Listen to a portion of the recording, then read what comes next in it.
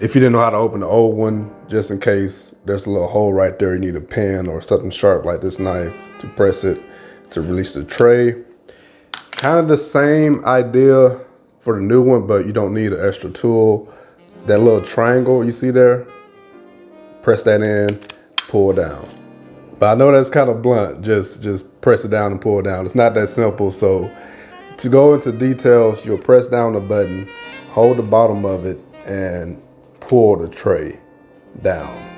So one more time, press down the button, hold the bottom of it with your thumb or whatever you want to use, then pull the tray down with the same finger or thumb that you have inside the button. Pull the tray down like that.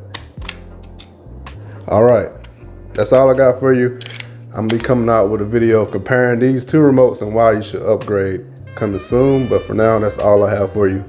Much love to each and every one of you. I'm your downloading pirate, and I'm out.